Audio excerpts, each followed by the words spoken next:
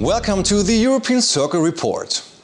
Human rights activists, nationalists, environmentalists and anarchists. Last Tuesday, tens of thousands of people marched through the streets of Moscow, opposing Putin in the so-called March of the Millions. Kremlin reacted to the large-scale demonstration with the deployment of 12,000 policemen. Before the demonstrations start, the Russian government had already tried to intimidate the opposition with house searches and tightening of the demonstration rights. It was the first large demonstration since the demonstrations on the eve of Putin's inauguration on 7th May, which had ended in violent clashes with the police. Many people were hurt and hundreds were arrested. The recent mass demonstration March of the Millions, on the other hand, concluded peacefully. While the organizers spoke up to 200,000 participants, the official data put it between 30,000 to 40,000 participants. President Vladimir Putin had deployed more than 12,000 security forces against the demonstrators. Before the demonstration started, the State Representatives Council had restricted the demonstration rights. For participation in an unapproved demonstration, there will be a fine of 300,000 rubles for the civilians, which is approximately 7,100 euros. This is a 150 times increase and moreover crosses the average wage in Russia. Organizations have been threatened with a fine of 100 million rubles. The repression of the critics was not limited to the massive police presence during the demonstration. On the day of the demonstration, investigators ransacked the house of 10 prominent opposition members, including that of popular blogger and lawyer Alexei Navalny. The authorities claimed that the anti-Putin demonstration instigated unrest on 6th May. Navalny and the remaining Putin critics were summoned for interrogation on the day of the March of the Millions, making them unable to participate in the demonstration. The opposition is demanding re-elections for the parliament, a national referendum and a new constitution on the resignation of President Putin. The European problem child, Spain, is deeply caught up in the throes for the debt crisis.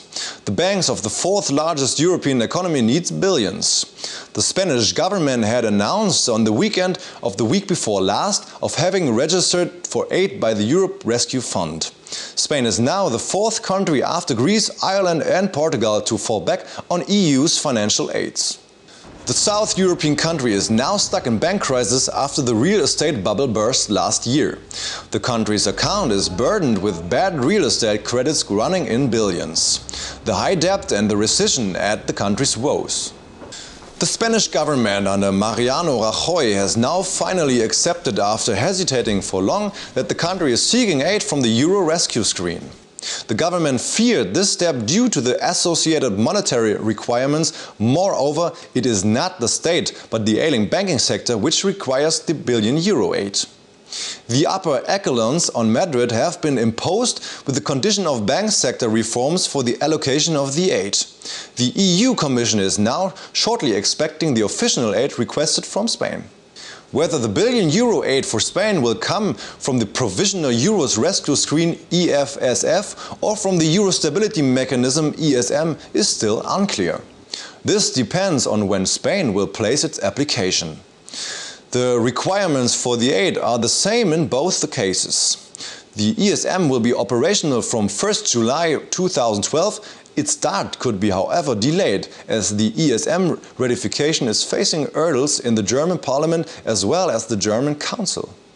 The prospective financial aids created short-term relief across the stock exchanges. The DAX temporarily climbed by 2.5%, but later climbed down again. In Madrid, the stock exchange closes with an increase by only 0.3% after the initial jump. Last Wednesday, the situation worsened once again when the ratings agency Moody's downgraded Spain's solvency. The rating was sunk by 3 levels to Baa3. Moreover, a further downgradation is possible within the next 3 months. The small agency Egan-Jones has also downgraded Spain for the 4th time since April. As reason, the agency mentioned on Wednesday evening the announced 100 billion euros aid for the Spanish bank, which further increases the debt of the country. New credits can again become dearer due to the downgradation. That was the report for this week. Goodbye till next time.